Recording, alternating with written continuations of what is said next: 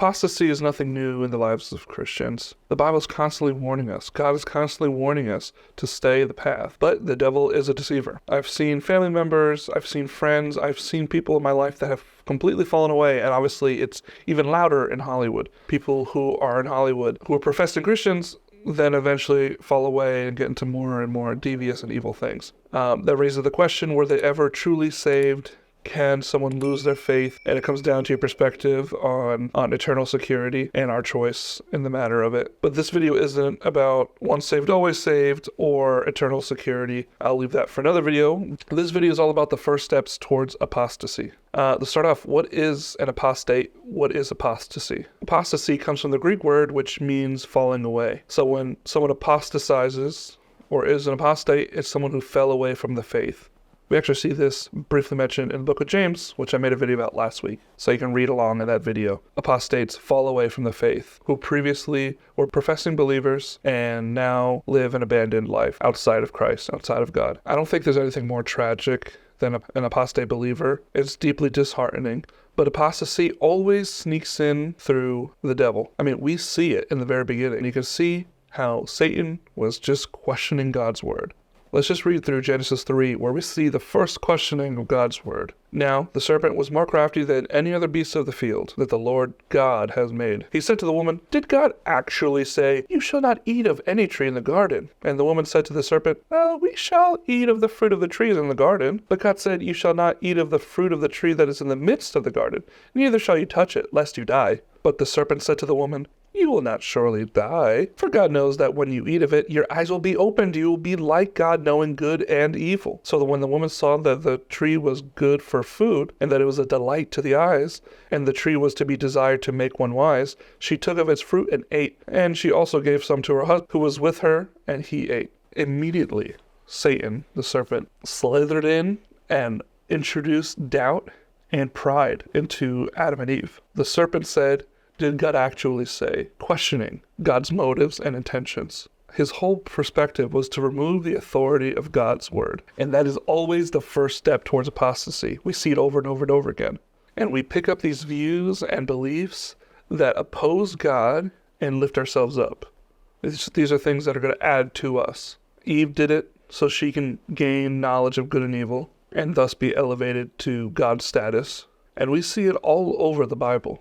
This deconstruction, this questioning of God's word with nefarious intent. The intent is to undermine God. This is the meme that kind of gave me this idea for this video. And this is the pattern that I see all the time. It specifically, especially nowadays, revolves around the question of whether homosexuality is a sin in the Bible or not. Whether God calls homosexuality sin. If you are someone who holds the word of God where it should be, where you esteem it as the most important word, that God is the one who decides right and wrong, not us. We see that it was Eve's mistake, that she wanted to decide what was good and wrong. That the devil is trying to undermine God by saying, you get to decide. God doesn't really know. He just wants you to be less than him. When we try to decide for ourselves whether something is right or wrong, that's when we're in the deepest trouble we could possibly be.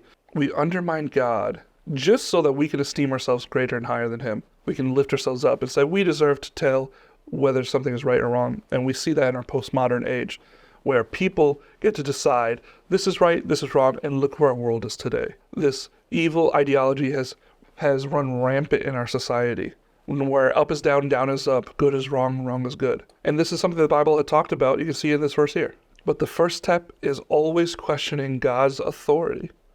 God's word as authority. They'll say things like, well, Jesus never talked about that. Well, that's not in the four Gospels. And let's just take this to this logical conclusion, shall we?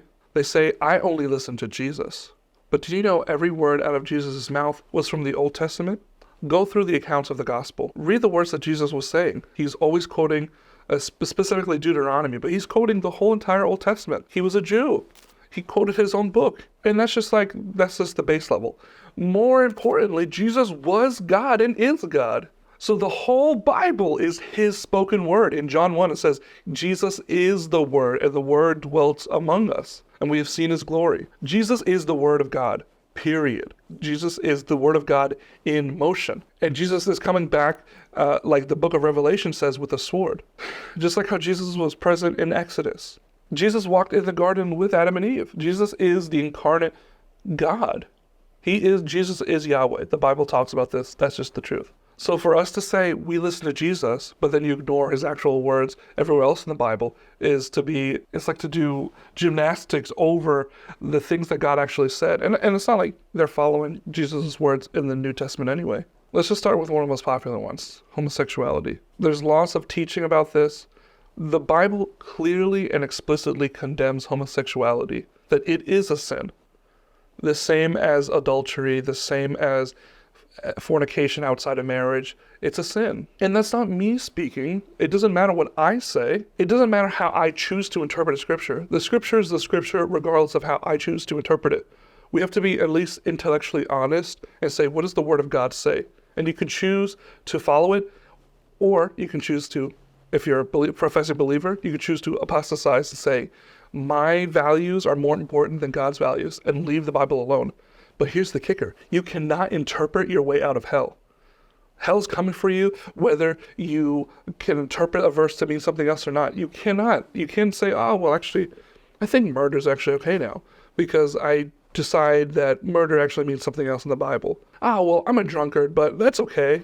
No, the Bible, the Word of God says that you will not inherit the kingdom. Drunkards will not inherit the kingdom. Neither will liars. It says these people who are perpetuating this sin without repentance, those people inherit fire, God's judgment, not the kingdom. So God's opinion always matters so much more than our opinion. Check out this tweet. This is kind of what this meme was responding to. She says, Jesus never condemned queer people. Evangelicals. Oh yeah, Paul said this and Leviticus said that. So a friendly reminder that Paul isn't Jesus. The Hebrew Bible, Old Testament, also isn't Jesus. Hope this helps. Like, why would I just go to a different religion if you just want to change things and ignore certain things? Jesus is God. Jesus is God's word manifested. Jesus is God, period. God is in control of all of it, and God is the one who spoke these words through his prophets. Like, that's it. There's no room for debate about that. If you don't like it, don't follow it. The Bible calls all of us to repentance. Just look at this verse in 1 Corinthians. 1 Corinthians 6:9. Or do you not know that the unrighteous will not inherit the kingdom of God? Do not be deceived. Neither the sexually immoral, nor idolaters, nor adulterers, nor men who practice homosexuality, nor thieves, nor greedy, nor drunkard, nor revilers, nor swindlers will inherit the kingdom of God. And such were some of you. But you were washed, and you were sanctified, and you were justified in the name of the Lord Jesus Christ, and by the Spirit of our God. Paul, someone that Jesus personally interrupted and sent as his own apostle, it's in Acts. You can see Jesus himself talking to Paul. That these are God's words that God is using Paul to speak through. This is consistent with the rest of the Bible. Nothing that is being said here is inconsistent. But the beauty of this is that he said, such were some of you. Some of the people in Corinth that he was writing to. He said, such were some of you. But we have been washed. We've been sanctified. And we have been justified in the name of our Lord and Savior, Jesus Christ. God is calling us to forsake our own passions, our own desires, and our own will. God's will and God's law is greater and higher than ours. I've mentioned this before, but Rhett Link tell a very similar story, making small compromises here and there, and they're on a crusade against Christianity. But they're trying to deconvert people, and that's really hard to watch, especially without standing up to that nonsense. We also see that with Andy Stanley. His father is turning in his grave because of what Andy Stanley has become, abandoning the Word of God for the sake of their own traditions. Ironically, this is what they're doing. They're lifting up new progressivism as their God and their religion. This is damning to us. We cannot interpret our way out of hell. God will come to us on the day of judgment and say, why did you follow this? Why did you follow that? And they'll say, oh, well, God, I just thought that you meant this and that. And he'll say, depart from me, I never knew you. That is scary. That we would rather live lives how we want to live them in service of our own flesh and desires, instead of just giving ourselves and our lives to God. Like, what possibly is worth eternity? What possibly is worth forsaking the love of God? God loves us and desires for us to be with him. Why would we give that up? What is worth it? The strange thing here is that it's all hypocrisy. They're saying that Jesus is the only one they listen to. But who wrote those words that Jesus said in the Bible? It wasn't Jesus that wrote them. Matthew, Mark, Luke, and John wrote those words. And those people aren't Jesus. So why do you follow what Matthew, Mark, Luke, and John say as opposed to what Paul says? It's just hypocrisy. Like, Jesus isn't some nice guy with nice rules and say, hey, can't just everyone get along? That's not Jesus. Read the Bible. Get to know who he is. But we can't do is form God in the likeness of ourselves. We are the images of God. We're the shadows. We're not the actual thing. We have to look to God who casts that shadow. He is the light. Let's look to the light to show us what to do and how to live our lives. Because eternity with Christ is far much greater than any other sin or delicacy that we can ever dream of. Forsake your sins. Turn to God, repent, and know who he is. God desires good things for us. Because he loves us, he sacrificed himself for us. So, what do you guys think? Am I out of line, or do you actually agree with what I'm saying here? The Bible is the foundation of all things. God's word is truth. And if, like it says in the book of James, if we think our faith is genuine, we must follow him. Obedience to God is evidence that our faith is genuine. Thanks so much for your support, and I would love to see you guys in the next video. God bless.